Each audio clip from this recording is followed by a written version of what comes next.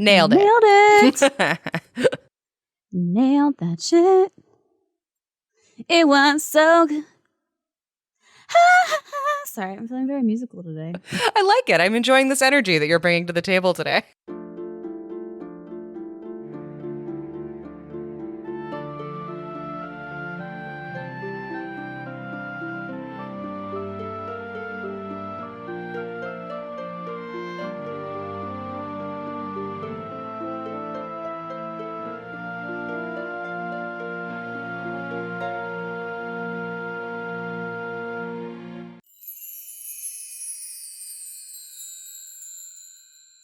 So today, supposedly Mulan is free. Or not free, but... You still have to have a Disney Plus subscription, but today is the day that you can finally access the movie without paying for premium. Yeah. So by the time this episode comes out, you'll be able to watch this movie if you already have a Disney Plus subscription. So Disney is still getting some of your money, but not a lot of it.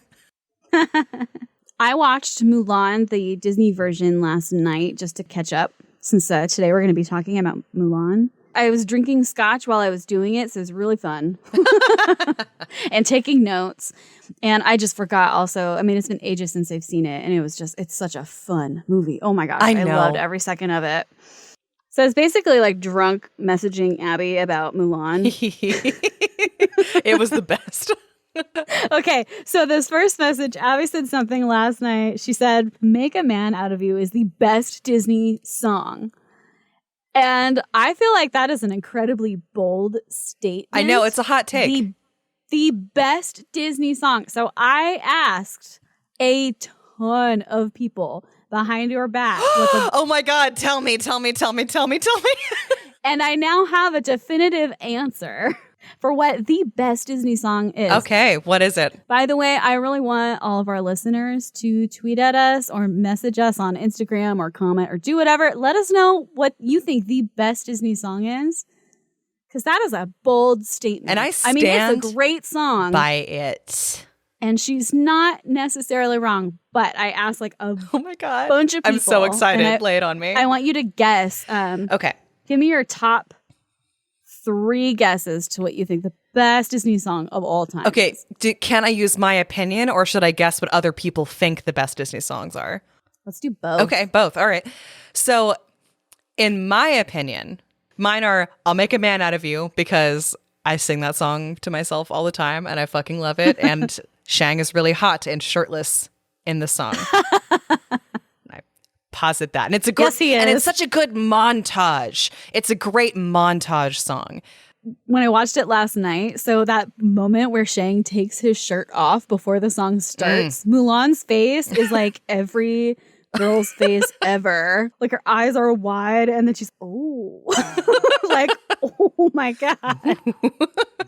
Hello, 90s children's sexual awakening. Yes. Oh my God. If that's your thing, I guess. It was absolutely my thing. But oh goodness. Li Shang she makes the best set face. The standard for me and what I find hot. Okay. So "Make a Man Out of You." "Make a Man Out of You." Be Prepared, obviously, is one of the other all-time best Disney songs. It is the ultimate villainous monologue song. It is perfect. There are green flames. There is lions. There's a lion. There are hyenas. There's Whoopi Goldberg. There's Jeremy Irons. It's perfect. I will say, I personally think Disney villain song should almost be in a different category, though. I want 100. Okay, can we make that a different category? I think villain songs, because they're almost all so perfect that they can't be the best Disney song because it's a villain song, but they can be the best Disney villain song. I feel like it's a different category. Okay, well then this list is a little different if I can't use a villain song. Yeah, okay. Okay. So "I'll Make a Man Out of You." I'm going to pick a different one. "Zero to Hero" is a fucking bop. Yeah. And it's such a fun take on a Greek myth story. To have a gospel choir singing about it. It's again great montage song. And works really well just within the overall narrative of Hercules. And I feel like it's just eminently singable. I don't know, man. It's got to be between Almost There from The Princess and the Frog And I also, okay, I might be one of the only people that's still a sucker for Oliver and Company. Oh my God, are you going to say what I think you're going to say? Fucking Billy Joel? No. Oh, no? Not the Why This Should is I a Worry totally song? subjective list of songs that Abbie really vibes with. And so I really like Perfect. What's the one you're thinking of? I like Perfect Isn't Easy. Gosh, I don't even remember that It's the song that Georgette sings before she collapses on her pillow. Oh, she is so... Oh my God, I love that. Me too. So much. That is such an underrated Disney film. It's such a great movie. But let's go ahead. Let's go ahead and say Bark, bark, bark. I like that she says bark. Bark. She's so fucking funny. But I think it's I'll Make a Man Out of You almost there as like a classic I Want song from a main character, and Zero to Hero because wow. Okay. That's my top three. That's my top three. So what do you think everybody else is? Like, what do you think the general top three is? I'm going to say people would say The Bare Necessities. Only one person said Only that. one person said that. That surprises me because that is also a great song. You know who it was? Who? My mother. Because that is her favorite Disney film of She all loves The time. Jungle Book. Loves The Jungle Book. Oh my. A Whole New World. Oh, yep. That was definitely up there. Probably Be Our Guest. Yep, that was up there. And Colors of the Wind are my guesses. Also only one person said Really? that. Yeah. Okay. It was Caroline. Of course it was Caroline. Or Circle of Life, I guess. Okay. Are you ready? Tell me. I have the definitive answer. What's the definitive answer? I want a drum roll or something. The best Disney song is subjective. It's fucking different for everybody. Of course it is. The definitive answer you had me going. the definitive answer is they're all so good. You can't just pick one. That'd be crazy. I know. That's true. As I'm going through this list, I keep going like, oh, that was a great one too. Oh, that was a great one too. Oh, this one is also super good. I actually made you a playlist on Spotify. You did? And I actually made a villain Disney song on Spotify. Oh, Kelsey, let's stop recording and go listen to that right now. I know, right? I'm gonna share that with everybody later. Yes. We'll post it like on our Facebook page and our website. Absolutely. We should just get like a Fairy Tale Fix Spotify account. Yeah. Like So my top three. Yes, tell me yours. Because everybody has a different song. That's just music in general. But you guys, I think we can all agree Disney songs are so good. It's almost like they hire professionals. I know. Ooh, I have to make one substitution. Best people. Okay. I need to swap Almost There with How Far I'll Go. Oh, okay. Because I'll allow it. I also love that one. I just love that you acknowledged the Princess and the Frog, because that is like my favorite Disney movie, I think, of all time. Mm-hmm. I love it so much. But that's because I love jazz. I love jazz music. Mm-hmm. And that also has one of the best villainous songs. Oh my gosh, yes. Yeah. Dr. Felicia has an amazing song. Amazing song. Hot take, I kind of think the best Disney song of all time, this might not be a personal one, I kind of think it's Friend Like Me. Because Robin Williams just... Oh! He does all the character voices, it's funny, it's catchy, and I'm just really sad that Robin Williams died. Yeah. So that has like a huge place in my heart. I love Friend Like Me. That is a great song. And that's not even on Spotify, which made me really sad. It's not? So no, not the Robin Williams version. Oh, just the Will Smith version? Yeah, which I don't like, so I added Neo's version because I really love his, because he makes it jazz. I don't know Neo's version. Oh, it's so good. I like Neo. Neo does such a good job. He's so sexy when he sings it. Even the music video is good. Heck yes. I Just Can't Wait to Be King is like my personal favorite Disney song. Such a good I sang one. that so God, much they're when I all was a kid. so good. They're so good. And my last one is I Won't Say I'm in Love from Hercules, because I ruined my VHS my VHS tape, rewinding that song and playing it over and over when I was 10. Of course. Oh my Or God. however old I was when that came out. Oh my God, Kelsey. Ruined it. I loved that song. Like, I would just put that before, I don't think I was old enough to have like a CD player or a tape player. Mm-hmm. So I would just put in the VHS and just listen to it over and over. Over and over and rewind it. And like manually rewind it. Really, Guys, what's your favorite really Disney do. song? I need to know. Or what do you think is like the best Disney song, and what's your argument? Yeah, please let us know. I am absolutely doubling down on I'll Make a Man Out of You. It is still my favorite, but Kelsey's right. It is subjective. And they're all very so good. Yeah, Make a Man Out of You is great. Yes. God, it's so fun. All the songs actually in Mulan, while I was watching it last night, were just so good. We'll talk about this more as we get to that portion of the episode, but I was honestly really surprised that there weren't more songs in it. I thought that it was more musical than it was, but all of the songs are loaded toward the front half. Yep, that's true. And there's like 4 or 5. I even think A Girl Worth Fighting For is so good. Yeah, that one is also really cute. There's so much talent, Disney. This podcast isn't sponsored by Disney. We're not sponsored by Disney.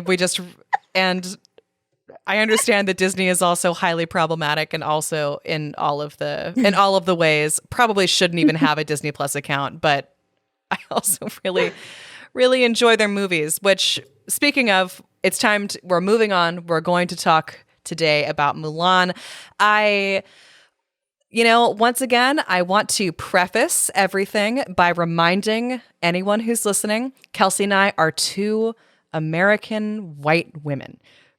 So please take everything we say in that spirit with a huge heaping grain of salt for any like hot takes we may have on something. Also, please feel free to reach out and let us know if we got something wrong, or really just any thoughts that you might have at all. We're very open to that. Absolutely. I don't know a lot about Chinese culture in general, but I'm here for it. Like, I would love to learn. So if we do say something that's totally off, or you want to correct us, tweet at us at FairyTaleFixPod. Yeah, exactly. Get the conversation going, because that's, always interesting. Always interesting to us. We're very here for it. And we're also going to try not to comment on anything that is not we're going to try to stay in our lane as well. So we'll try not to do this to you and just talk about Mulan from our own perspective and not try to claim anything else. We are going to put a couple of links in the comment section of actual Asian Americans that had opinions about the Disney live Mulan, if you care to read them, which I thought were really interesting, but didn't really feel like it was my place to regurgitate. Yeah, and something I've heard about the 90s Disney movie was that it was really popular among Asian American children, but not in China.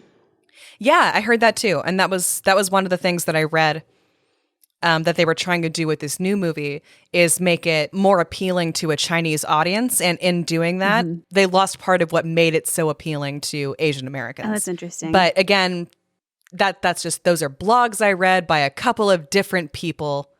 So yeah, and lumping a lot of people together. Exactly. So those are just the opinions of 2 bloggers that I read about online. So, take that with a whatever giant heaping of salt you want.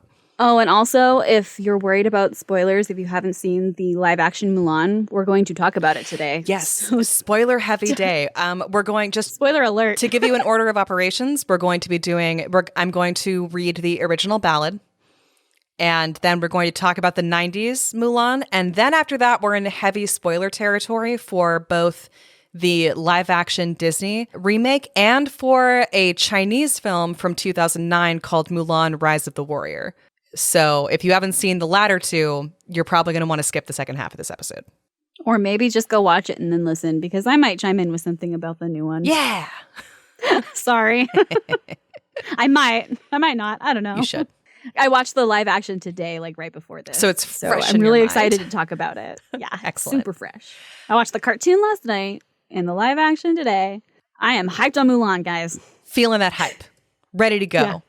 So we're going to go ahead and get into it. I didn't actually paraphrase any of this or take notes because it is so short that it felt kind of odd at a certain point to be paraphrasing something that is already that short. So I'm just going to attempt to read it. Someone has done their best to make it flow well in English. I'm sure it's much prettier in its original language. Kelsey, this is kind of fun. So give me some predictions for what you think actually happens in the original ballad. You know, fresh off of watching the 2 Disney remakes, what do you think the original ballad actually contains? Yeah, I was wondering if you were going to ask me this. I almost started reading the ballad online just in case. And then I stopped just in case you were going to ask me this. 3 predictions are that she goes to war pretending to be a man, like to take her father's place. But I'm also going to guess that she does save the emperor. Okay. And my 3rd prediction is that she does get offered a high position that she doesn't take. Okay. Okay. I'll take them. Those are my predictions. Yeah. Sick, and again, sick, Mulan weaves facing the door. You don't hear the shuttle sound. You only hear daughter's sighs. They ask daughter who's in her heart. They ask daughter who's on her mind. No one is on daughter's heart. No one is on daughter's mind. Last night, I saw the draft posters. The Khan is calling many troops. The army list is in 12 scrolls. On every scroll, there's father's name. Father has no grown-up son. Mulan has no elder brother. I want to buy a saddle and horse and serve in the army in father's place. In the East Market, she buys a spirited horse. In the West Market, she buys a saddle. In the South Market, she buys a bridle. In the North Market, she buys a long whip. At dawn, she takes leave of father and mother. In the evening, camps on the Yellow River's bank. She doesn't hear the sound of father and mother calling. She only hears the Yellow River's flowing water cry. At dawn, she takes leave of the Yellow River. In the evening, she arrives at Black Mountain. She doesn't hear the sound of father and mother calling. She only hears Mount Yen's nomad horses cry. She goes 10,000 miles on the business of war. She crosses passes and mountains like flying. Northern gusts carry the rattle of army pots. Chilly light shines on iron armor. Generals die in 100 battles. Stout soldiers return after 10 years. On her return, she sees the Son of Heaven. The Son of Heaven sits in the splendid hall. He gives out promotions in 12 ranks and prizes of 100,000 and more. The Khan asks her what she desires. Mulan has no use for a minister's post. I wish to ride a swift mount to take me back to my home. When father and mother hear daughter is coming, they go outside the wall to meet her, leaning on each other. When elder sister hears younger sister is coming, she fixes her rouge facing the door. When little brother hears elder sister is coming, he whets the knife quick for pig and sheep. I open the door to my east chamber. I sit on my couch in the west room. I take off my wartime gown and put on my old-time clothes. Facing the window, she fixes her cloud-like hair. Hanging up a mirror, she daubs on yellow flower powder. She goes out the door and sees her comrades. Her comrades are all amazed and perplexed. Traveling together for 12 years, they didn't know Mulan was a girl. The he-hare's feet go hop and skip. The she-hare's eyes are muddled and fuddled. 2 hares running side by side close to the ground. How can they tell if I am a he or she? The end. Oh my gosh, that was, first of all, so gorgeous. But second of all, that last bit about the hair. I know. was in the live action movie. And I remember thinking, that was so random. I had read the ballad before watching the live action movie. And so as soon as I saw that, I screamed and clutched Steven's arm and said, they're referencing the ballad. Yeah. And she says, who can tell, when you're writing that fast, you're running that fast. That's so perfect. I know. I love that. Me too. Because I was so confused by that moment because it was obviously something kind of important. Mm-hmm. But I didn't get it. I was like, man, am I just totally missing this? That's so cool. It was a reference to the end of the original ballad. Oh my gosh. Yeah, and it's kind of awesome. it's a really lovely poem. And very short and bare bones on details. It honestly kind of reminds me a little bit of reading It's a totally different time, place, and medium, but it reminds me of reading Lord of the Rings a little bit, which is so much description is given for everything except battles. Like Tolkien would write these 15 pages on the curve of a hill and give you all of the history of that hill. And then it'd be like, oh, right. And then some men and horses and stuff fought on the hill. And they fought and died, and then these people won. Anyway, back into the story. And that kind of reminds me of this. It's like so much description of how she gets to the army. And then there's 2 sentences on, so then she fights for 12 years in the army, and then she comes back. Yep. Oh, yeah, that was beautiful. That was really fun, too. I like the kind of vague gone for 12 years. And also just 12 years. Yeah, that's one big difference from the 90s film of you just don't really get the scope of time. It seems like maybe she was gone for a year in the 90s movie. Yeah, I'd say a year.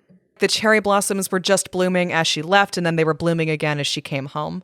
That seems like about a year to me. But yeah, 12 years is the original ballad of how long Mulan was campaigning. For some reason, I had 7 in my head. I love that bit about the hair at the end. Me too. That's so cool.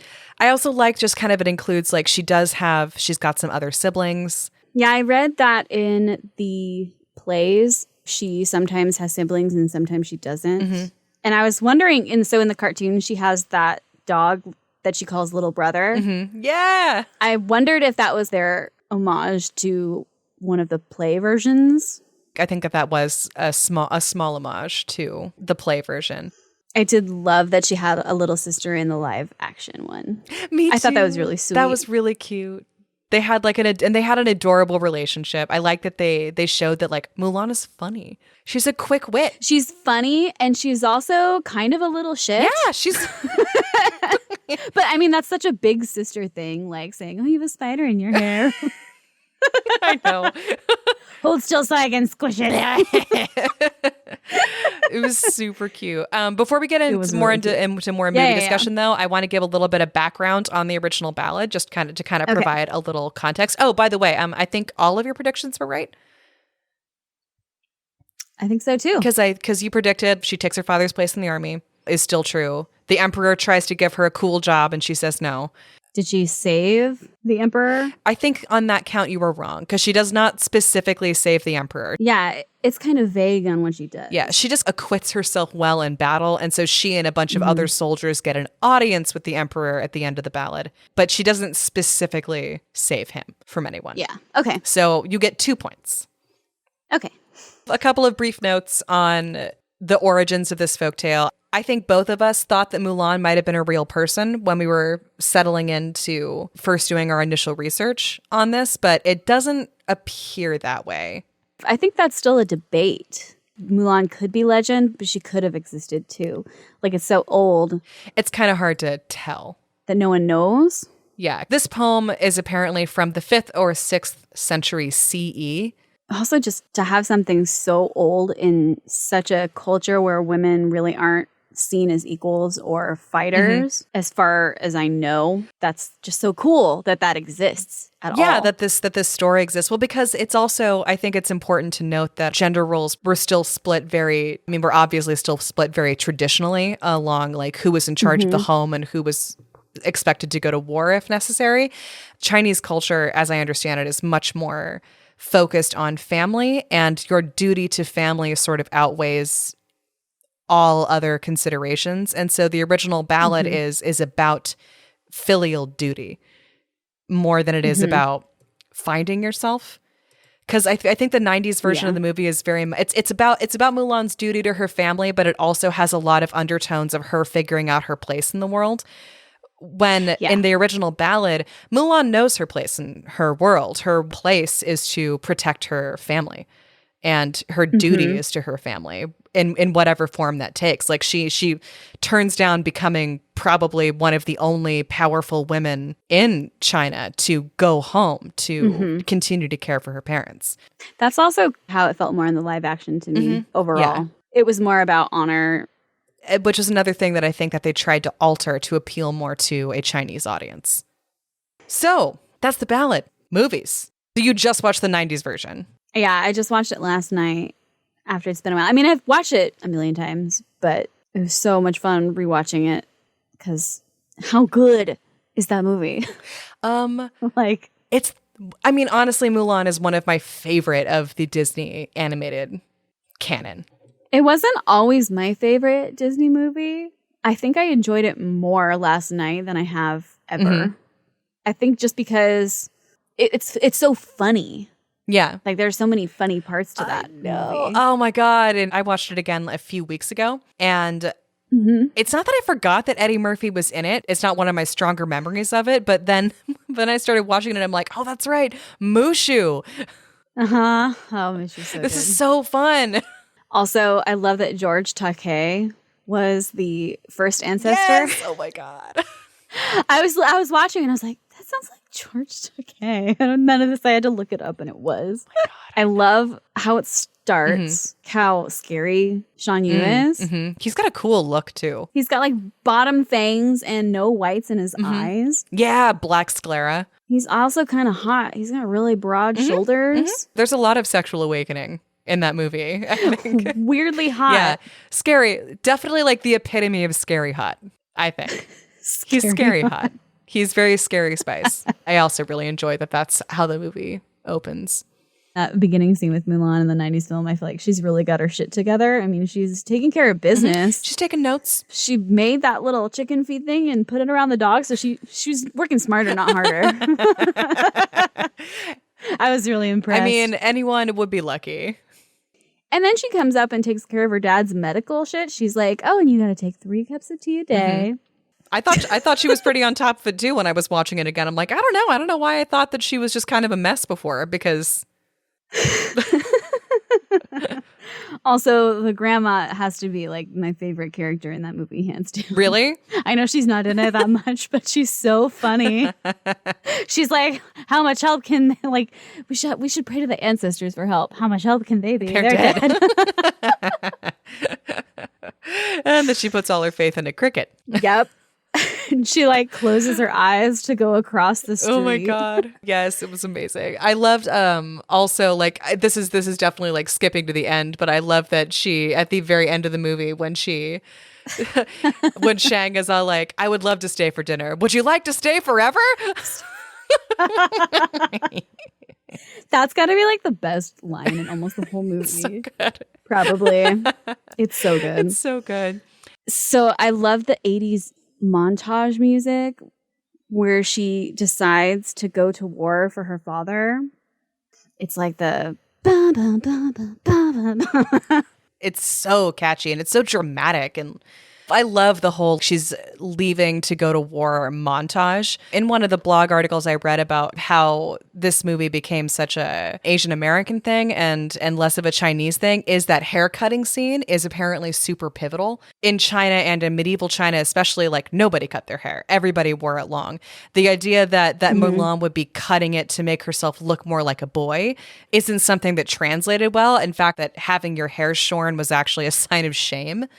So it just didn't play well with Chinese audiences, but it worked really well for Asian American kids who were growing up in sort of a more Western idea of what femininity and masculinity were. And so that haircutting scene, like, because that scene is iconic. It is. I kept wondering why she didn't cut her hair in the live action. So this is answering my question. That's part of why, is that they were trying to keep it more traditionally Chinese culturally.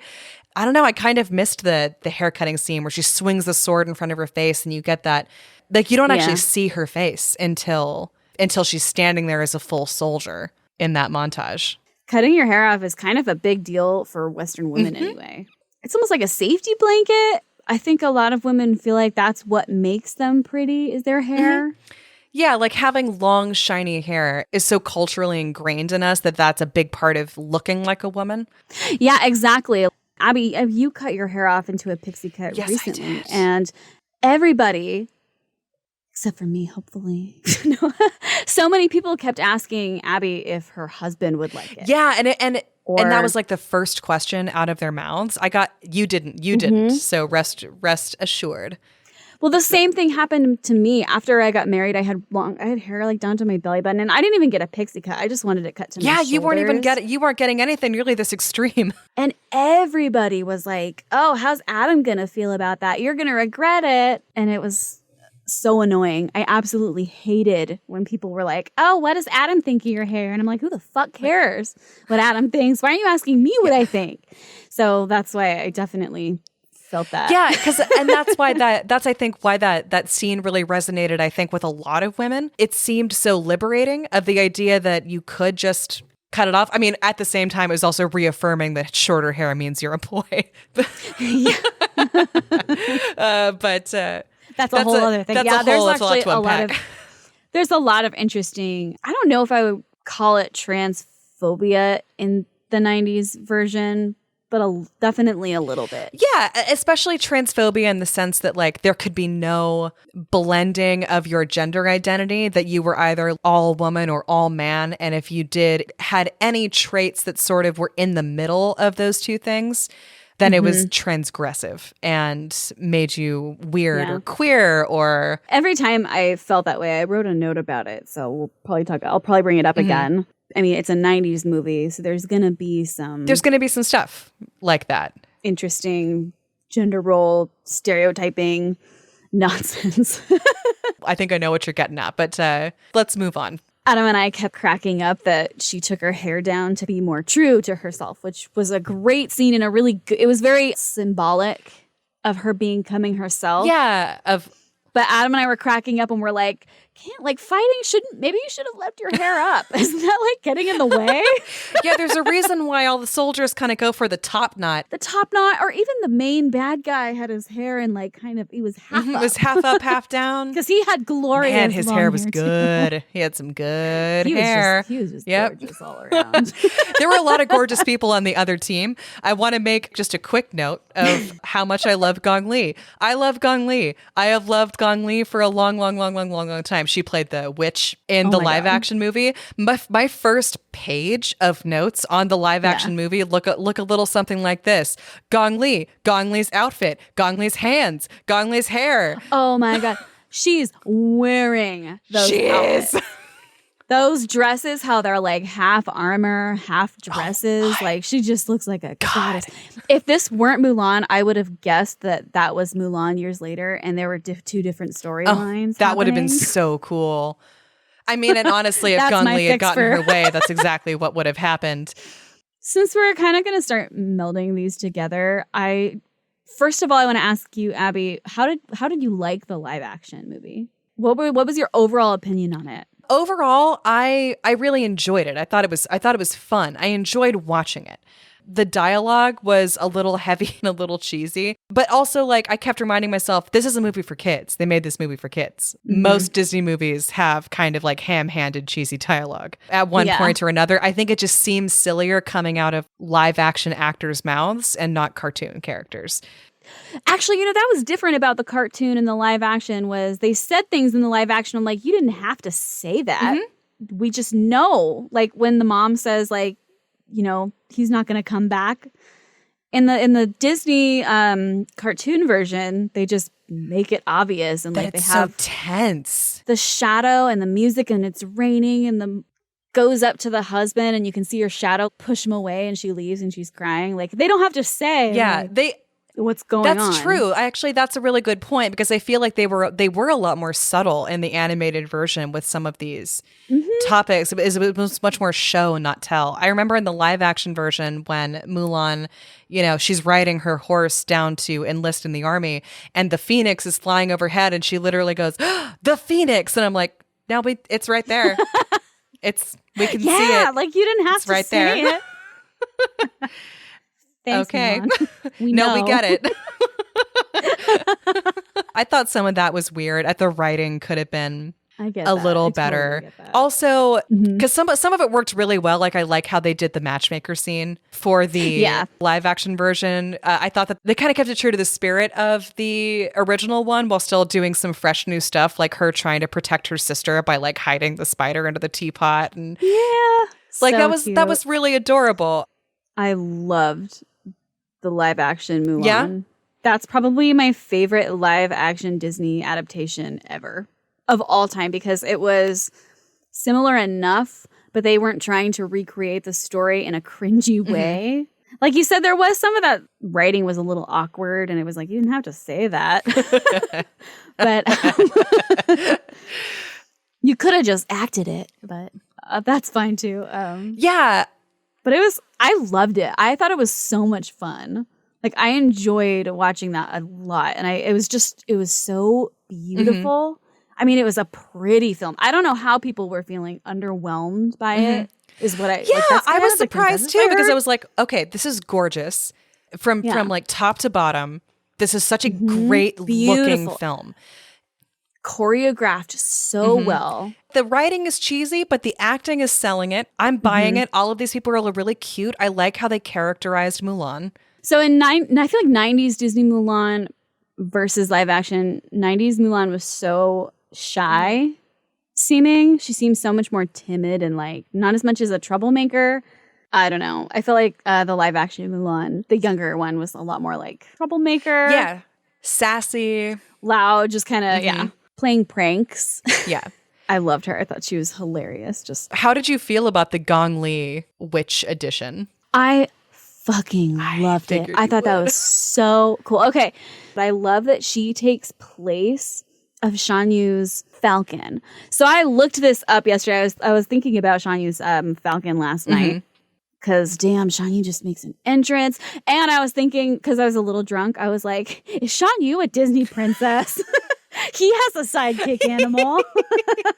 No, yeah, I'm sorry. Too many other Disney villains have sidekick animals. Like Maleficent has her raven. Oh yeah, you're right. I love evil. Oh, and Ursula animals. has her eels. And the hawk. I keep saying hawk, but it's a falcon. In the live action, it's a hawk. Is she? Hawk. I thought that was a falcon. Maybe it is a falcon. Anyway, I digress. It's definitely a falcon in the cartoon, and I actually looked up, and it has a name. Ooh. And I wrote in my notes, dude, the falcon has a name, and it's Hayabusa. Okay. Hayabusa. I mean, he doesn't say it anytime, but I love that the falcon had a name. And I love that she ended up being the falcon and they kind of personified that character in the live action. I thought that was so cool. And also just the whole introduction in the live action to Chi as being like giving it a magic element. You liked that? How? I loved that. I thought that was so cool. That made it a whole different movie. I loved it so much. I thought it was the coolest. And also very Star Wars. They gave Mulan the Star Wars treatment. Steven and I actually were talking about that too, of how the Chi kind of sounded a lot like the Force. And they used it a lot like the Force. I mean, Mulan couldn't make lightning or anything, but she could hurl a spear at someone just by kicking it. I think she also uses the Chi when she tricks them into hurling that cannon at the snow to make an avalanche. Because she puts her hand on the ground, and I don't know if she's just feeling to see if it worked. The witch. I just called her the witch. I didn't know if she had a name. She did. I saw it in subtitles a lot, but I think they only said it like once or twice. Gong Li? That's the actress's name. And I'm sure I'm pronouncing it wrong. Okay, a quick Gong Li anecdote. While we're talking about like sexual awakenings, Gong Li in Memoirs of a Geisha. Did you ever watch that movie? Gong Li's hair was a complete character all by itself and a huge sexual awakening for me. She was so beautiful and her hair was so gorgeous. Look up Gong Li and wow. I need to watch Memoirs of a Geisha. Yes, you do. It is very good. But I also want to talk about Mushu. I kind of wish that we could have seen the Great Stone Dragon. The Great Stone Dragon. I know. God, that would have been great. So I was a little mad at Mushu while watching that as an adult because I was like, God damn it. You deprived us of the Great Stone Dragon. Also, I was a little mad at the live action for doing a fucking phoenix and not a Great Stone Dragon. I mean, I don't really know the symbolism of a phoenix in Chinese culture. Every time I see Phoenix right now, it makes me think of Harry Potter. Right. So it took me a little while to get used to it and be okay with it because I was kind of annoyed that it wasn't the Grindstone. I know, because that's what I wanted. Okay, if we're not going to actually get thematically and tone-wise, Mushu it still could have been a cool dragon. Yeah, why was it a phoenix and not a dragon when dragons are so amazing? I feel like someone can answer that for us. I think someone can. If you're Chinese or you're more knowledgeable in Chinese culture, why a phoenix and not a dragon? Lay it on us. Tell us. I want to know. Although I did end up really loving the phoenix. Mulan is the luckiest Disney princess. She's got 3 amazing animal sidekicks. She's got a super fucking loyal horse, Mushu, who is, a dragon. Yeah. And then she has the little cricket, who the cricket is so cute. And I about died when I saw that they personified the cricket character in the live action. They made him a character. I know. I loved that too. He even talks about how he's lucky. And I was just like, oh my God, cricket! The kids in the live action, in the Disney cartoon, they all seem like grown men. And in the live action, they're all like early 20s, maybe they all look like teenagers. fresh-faced little boys. Oh, so that actually brought up a huge refrigerator question for me. It's what my parents call it when, you go see a movie and you enjoy the movie and you take it in, and it isn't until you're at home reaching into the refrigerator for a snack that you think, wait, what? So a refrigerator that's question. what they call it. So that's what I call it now too. So a big refrigerator question that I had, like, because it didn't occur to me until like the day after I'd seen the movie that I was like, wait a minute. If Mulan had to enlist in the army with all of these other boys from her village, how come nobody recognizes her? Presumably they're all going to the same camp. That's a really good question. Right?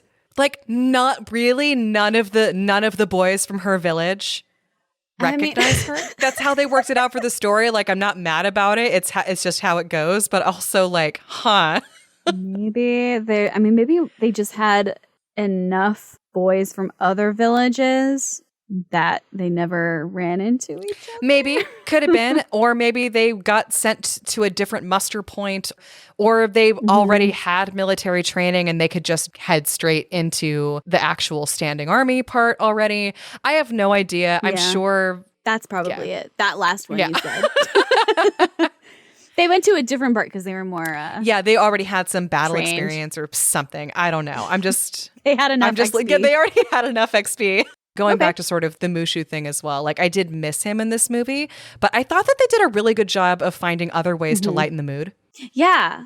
Like, all the jokes within the camp, like the boys still kind of doing the girl with fighting for a thing where I don't care what she looks like. I just care what she looks like. Honestly, the other thing that I found kind of equally charming and cringy about this movie was the spoken song lyrics. They did that a lot. Yeah. I kind of liked that though. I thought it was fun, especially when it was comedy like that. It definitely kind of took me out of the mood, the whole mood of the live action, because it didn't fit perfectly, but it was enough like nostalgia that you were kind of okay with it. Like it was just exactly like, and that's why like it didn't bug me. I also liked the other homage they made to the animated film that I really liked was you could hear the score to the original movie playing in the background of some scenes. Like the matchmaker scene had the bring honor to us all music in the background. I know. I was so annoyed that they didn't do that with the... I know. That was the one part they didn't do it. And it's my favorite song. It was like they easily could have inserted the theme into this music that was playing while she was going up the mountain. That would have been really easy to insert. I don't know why they didn't, but... Do you have any like other thoughts about sort of like the camp or like the training montage? It definitely wasn't Make a Man Out of You, perfect song, but they got the mood right. Like her getting better and going up the mountain and working really hard. Yeah. I loved the actors they chose as like her friends, because that's one of my favorite parts in the 90s film is I love their friendship is so pure and so cute, because they all kind of start off on the wrong foot, but you can tell that they really want her to win at the end. Like at the end of the montage, they're all rooting for her to like make it up that pole. So their relationship arc is so good in my opinion, and I loved that they kind of followed the same thing. Like they still had the character Yao that was like the mean, gruff one. I love that line in the live action where she's describing her perfect woman. Like, you're not describing her. And she's like, oh, she's courageous and brave. And he's like, you're not describing a woman, you're describing me. And it was just so like adorable. And I love I love their friendship. And they stuck it out even when they find out she's a woman. They still all back her up, and they're like, "I believe Mulan." And like, I know, that was so sweet. They've got her back. I also loved that a lot. Yeah, I really thought that they nailed that, and then nailed the camaraderie of her becoming one of them. Something I would have liked to have seen more, though, was I would have liked to see her struggle a little more with the training. The way that you see the animated Mulan in the beginning, like Mulan is so shitty at it in the animated version that she almost gets sent home.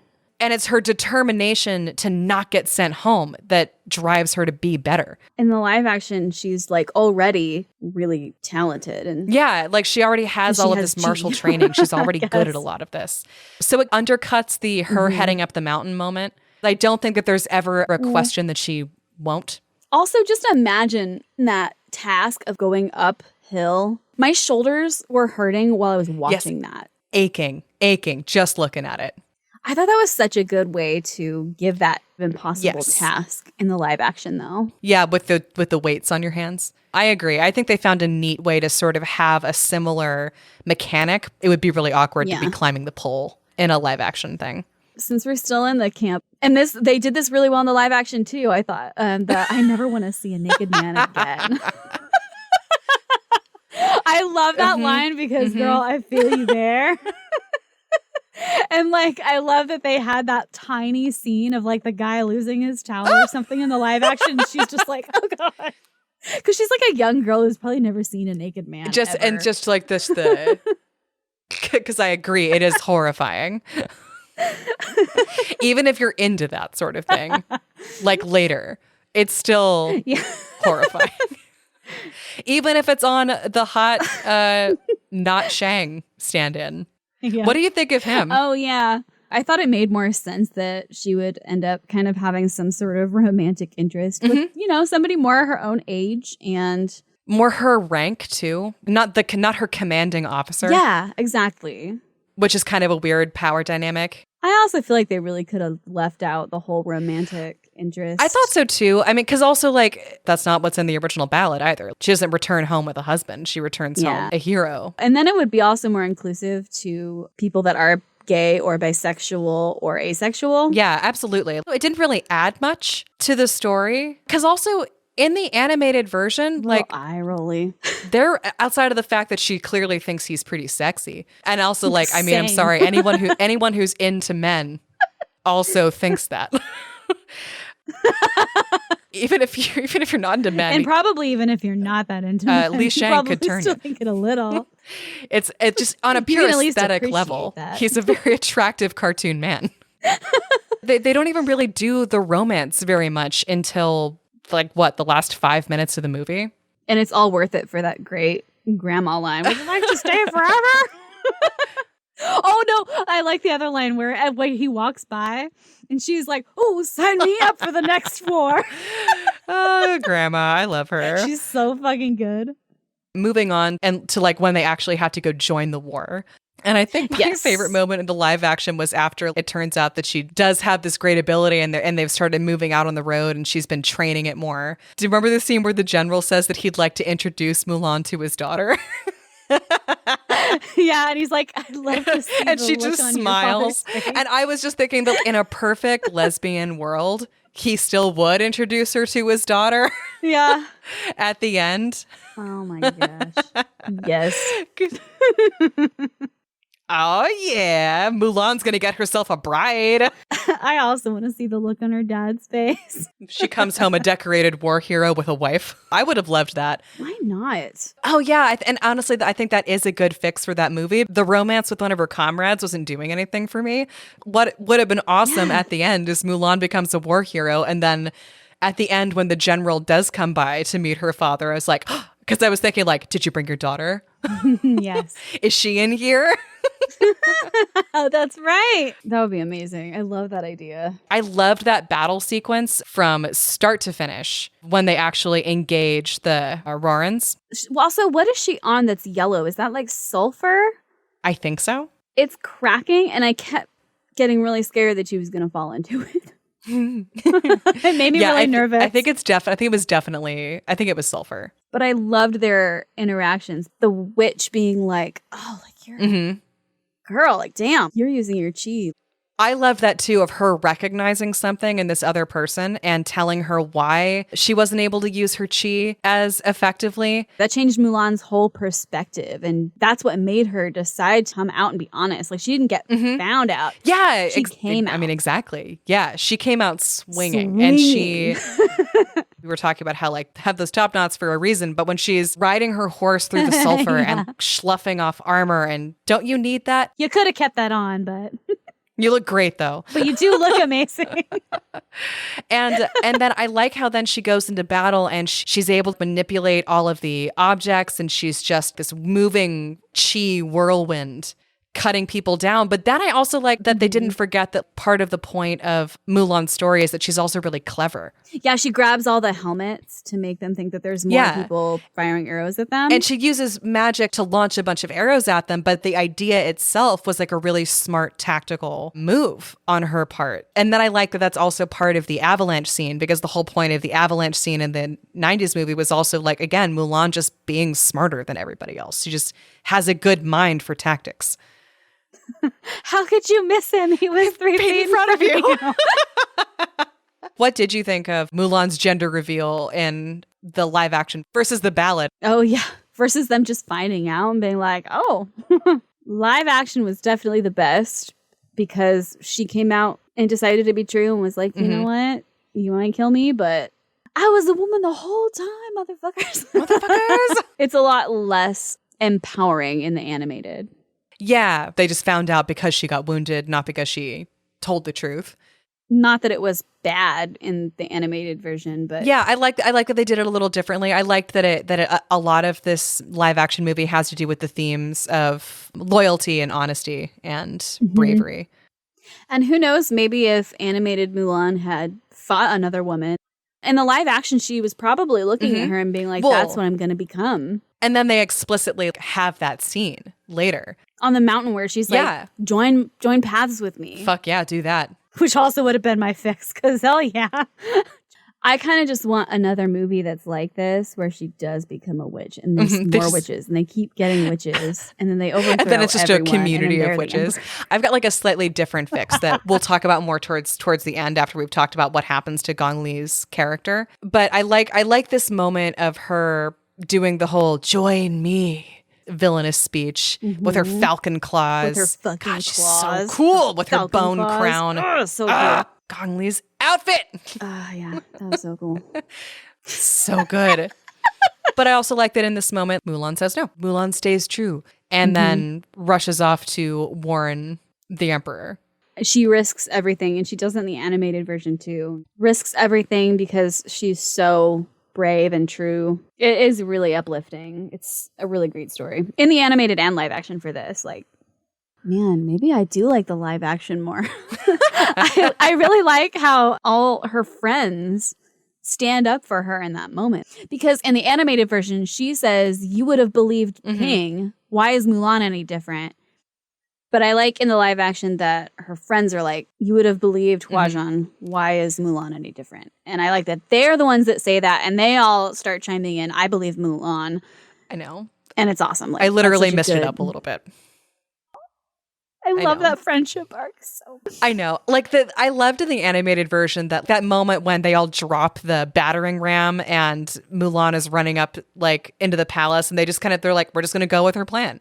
My least favorite part in the animated movie of all time. I really hate this. Lay it on me. What was it? It hits me. When Mulan is off and she's trying to tell anybody who will listen that the Emperor is in trouble. And she looks at Mushu and she goes, no one will listen. And Mushu says, huh? Oh, I'm sorry. Did you say something? And Mulan's like, Mushu. And Mushu's like, I'm sorry, but you're a girl again. Remember? I get this is from a different time and also a different culture, but this hit me, even as a girl growing up in the 90s. Even her friend isn't listening to her anymore. Yeah, because she's a girl again. Yeah, like, oh, you're a girl again. Now I'm not listening to you, even though I know the whole situation. I've been with you the whole time, but you're a girl again just because you're not pretending to be a boy. I'm like, oh, I don't know. I hate Mushu in that moment, actually. Yeah, what the fuck, dude? Also, aren't you supposed to be helping her? Why aren't you telling people you're a dragon? I would totally believe a tiny dragon. I would love to have a tiny dragon. I don't know. Maybe he is being sarcastic. But it's still like an annoying thing to do in that moment. Yeah, because in that moment, I would be petty and I would be like, you know what? I fucking told you. You didn't listen. Bye, bitch. I don't fucking care if you die now. Fine, figure it out yourself. Bye. Clearly. She's just a better person than we are. That's pretty clear. We're at the climax of the whole thing, and I thought that the live action handled this sequence great. I really enjoyed how they had the major set piece was in the still being built scaffolding of the new palace. I don't know if I like that the witch sacrifices herself. I do like the symbolism of that if she sees this woman who can make it, who has clearly been backed up. But I don't like that she dies. I guess I would have wanted justice for her. It seemed unnecessary. Like, she didn't have to be like, yeah, why'd you point? Leading the army and she's right there. I thought you wanted her to succeed. You could have been a little less obvious. I did think it was nice. I like that she chose to help Mulan. She was excited to see that a woman was doing what she wanted. And being affirmed. Yeah, being affirmed, embracing her chi. You know, that was a good moment for her. But yeah, I felt it was a little unnecessary that she died. Yeah, I think that she still could have helped her. I wasn't expecting her to like join Mulan's village or anything at the end of the movie, but I was kind of thinking that it would be sort of like she helps her and then sort of disappears into the shadows and just like, okay, I've assisted you and now you're on your own. She could mentor her, like maybe like Mulan has like secret meetings with the witch like out in the woods in her house and she trains her in chi or whatever. She just didn't have to die. In the live action, none of the other friends die, which I totally thought they would. Like, they have that one scene where you think Cricket is dead. Yeah. Oh, man. I'm glad that he wasn't. I feel like they did kind of have to kill somebody just to have a realistic balance of life and death and war. I don't know.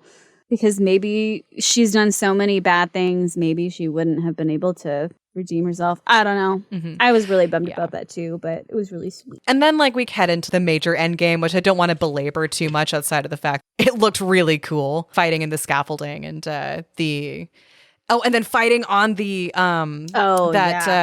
I don't know construction words, but you know, like the beam that's holding all of those wooden things, and then she and Bori Khan are on either end. Yes. So watching the animated version last night, and I was like, man, I really hope this happens in the live action. So Mulan defeats Shan Yu by shooting off a firework or a cannon that goes into a whole tower full of them, and then he blows up. And I was like, man, in my version of the live action, when that happens, Fall Out Boy's Light 'Em Up song starts playing. Light 'em up, light 'em up, he's on fire. It was also pretty cool in the live action, but I was a little sad she didn't have an audience. It wasn't everybody there to see it because the animated version is so epic. Bunch of fireworks and there's all these people around. I think that like that's such a great moment at the end when the emperor gives her his medal and everybody bows to her, and we didn't like really get that moment in the live action. Although I will say what absolutely just got me was the Mulan from the 90s version introducing her at court, introducing the new Mulan. I lost my mind. Oh, yeah, that's right. She makes an appearance. Yeah, Ming-Na Wen was the 90s Mulan, the original voice actress. And so she's that lady that precedes Mulan into the emperor's court and introduces her. And I just, it got me. That was so sweet. I know, it's so sweet. I love her so much. She did such a good job as the original Mulan. So it was like so beautiful. I bet it meant a lot to her, too. I've been following her on Instagram for a couple of years. She mostly just posts pictures of her daughter. But she had to keep this cameo under wraps until like a week after the movie premiered. She couldn't mention it anywhere. So she finally like posted a bunch of photos of her costume and her makeup and talking about how much it meant to her and talking about how much Mulan meant to her, like the original 90s story. Her daughter also got to be on set with her and got made up in like medieval Chinese imperial so cute. makeup. And it was so cute. And she was so excited to be there and was so proud of the movie and so proud of like her 90s movie. I mean, that's so cool because I also didn't know who the original voice actress of Mulan was until recently. Mm-hmm. But I love that it was a Chinese actress. Well, Chinese American actress. Yeah. But I mean, I think that's still so cool because it's always disappointing when it's a white person playing someone else. I think it's important for people to recognize paying, hiring, helping people of color in these, whitewashed jobs, especially voice acting, because it doesn't matter what color you are or like what race you are when you're voice acting. But what is important is hiring and like supporting people of color in that work because they don't get hired. Everything in Hollywood is so whitewashed and people are like upset that a white, actress gets hired to play something that should have been Chinese or right, like Scarlett Johansson getting hired to play a Japanese character in Ghost in the Shell. And people don't understand why people get so upset that a white person was hired to play a Japanese person. It's because Japanese people, you're exploiting that culture and that story.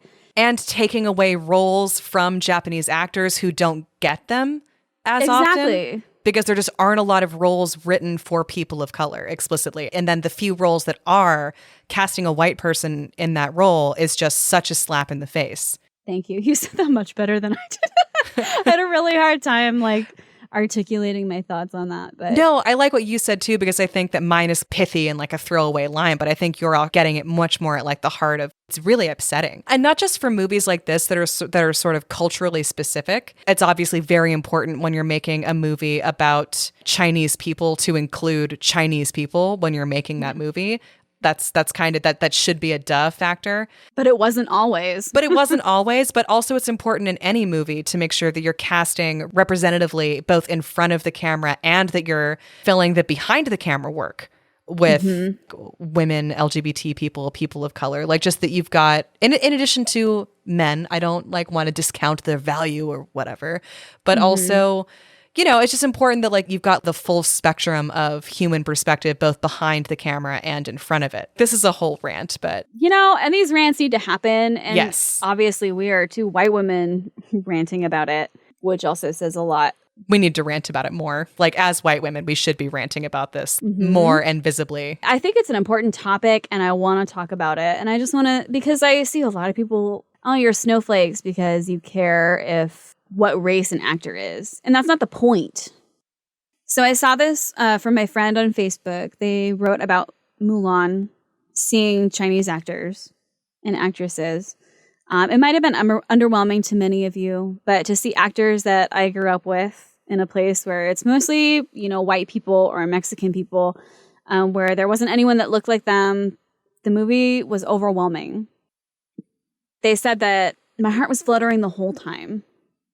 And to see Dua Mua, the only Hmong actor in a mainstream film, was heartwarming. And I hope you all take a moment to appreciate the magnitude of what a film like this means to folks like me and look beyond today's politics. Were they kind of saying that as a response to just so many people just complaining about how they didn't underwhelming the movie is? Which that makes so much sense to me, just as someone who, for a while, there was a real dearth of movies that were female-led or had a mostly female cast. And so when I see people ragging on Black Ariel or just any female-centric, female-led Ghostbusters comes to mind. Oh, yeah. That even if people didn't like it, or even if it is, I guess, an underwhelming remake, even if that's your opinion, I can't help but hear that you don't like women when people complain about these female-led remakes. And so I can kind of see how seeing similar things about Mulan would be really hurtful to someone of Asian ancestry.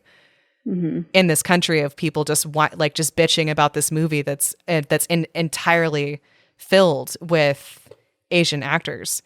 And that would be really hurtful. So just something to keep in mind when you're talking about these movies. They may not be the best movies ever. They do matter in a way that is highly symbolic, and they matter a lot more to some members of your community than they might to you. And so you should just be really gentle. It's important to remember that not every movie is made for you. Yes. Yeah.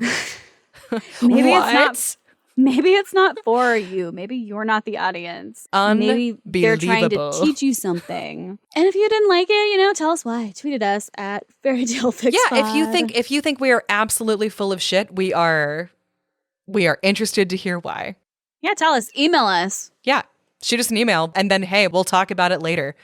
It's info@fairytalefixpod.com. Seriously, we'll bring it up sometime. We'll talk more. Tell us your thoughts and feelings on animated versus live action. I'll do this really quickly, but I just have to tell all of you about this shit. I'm going to do it very briefly because I also don't want to spoil it too much in case anybody's actually interested in watching it. So the other movie that I watched in preparation for this was the live action Chinese movie called Mulan, Rise of a Warrior. It is available to watch on Funimation, it's like the anime streaming app.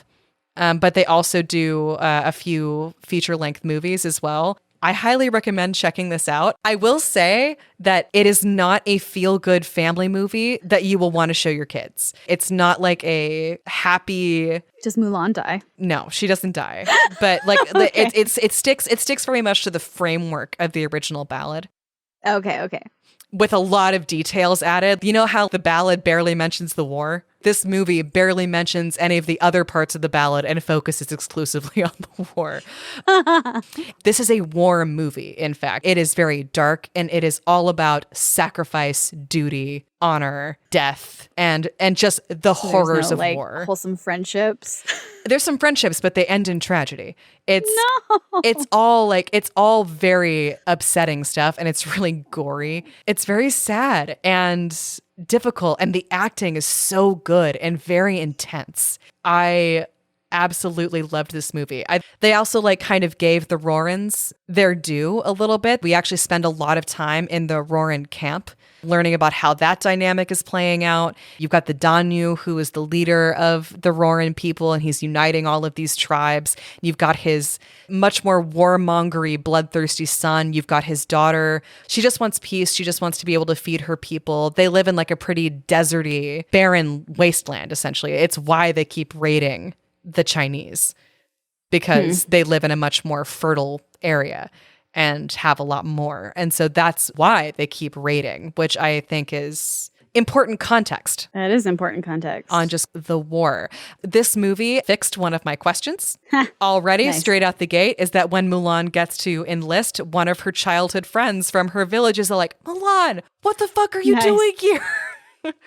So she actually does get recognized by a boy from her village, and he agrees to keep her secret, which I really enjoyed. They call her Mulan the entire time, which makes me wonder if there aren't really gendered names in the same way. I don't know nearly enough about Mandarin naming conventions to know, but they call her Hua Mulan the entire movie. That's how everybody knows her. There's no second name. They barely mention that Mulan is a woman in this entire movie. That is not the point of the movie. It's loyalty, duty, and sacrifice, and the horrors of war is what this movie is about. Yeah, it is really interesting. She also has some martial training in this one, which is similar to the live action Disney movie. So she's already pretty good at a lot of this stuff. Her gender nearly gets discovered at one point, but then one of the other soldiers decides to help her hide. And then also she begins advancing up ranks in the Chinese army until she actually becomes a general. I like the idea of somebody knowing, but helping her out anyway. Yeah, she has her childhood friend who knows, and she has this other guy who knows. Because it would make sense that somebody would find out. Yeah, at some point, that is a diversion from the original ballad, because... They don't find out until 12 years. Until 12 years later when she puts on a dress, and they're all like, oh, you were a girl this whole time?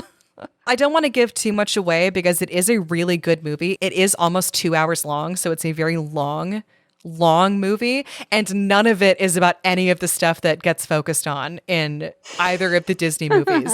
They don't do, like, she tries to hide her gender stuff too much. They don't belabor the she leaves her father. The first 5 minutes of the movie are her father gets conscripted. She takes his armor. She rides south. She enlists, and bam, okay, now we're in this movie. And then there's like 2 more hours of horrifying war movie.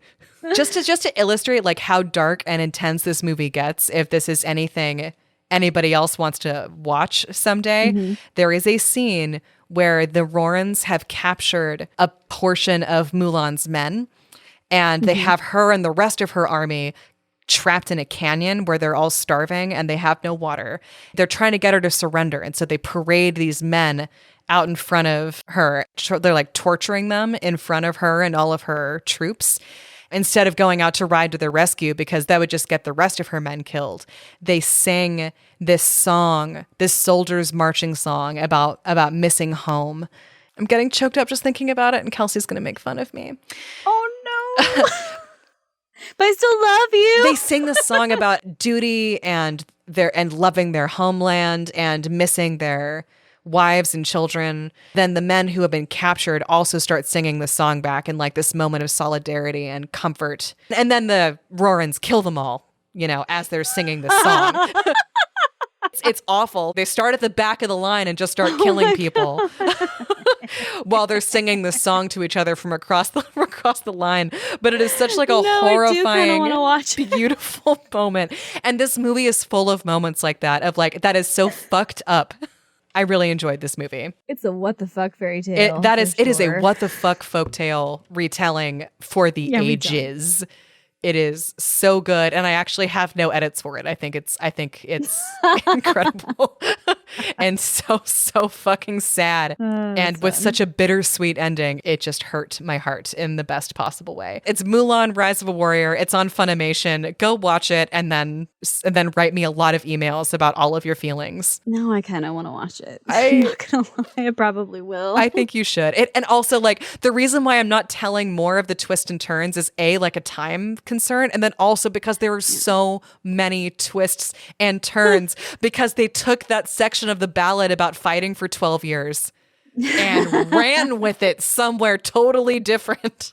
That's fun. I like that, though. And then she comes home at the end the exact same way. Well, I love that too, because it's an actual Chinese film written by Chinese people, so that's interesting. It's cool that they went that way with it, and it shows where the culture is and what's important, and not so much the "Who is the girl I see?" Which is why like Mulan resonates so hard with us, but this movie is very much about duty. I have a hard time sitting through any movie. I'm not gonna lie, I'm not a huge movie person. I'm like, oh, if I have to sit down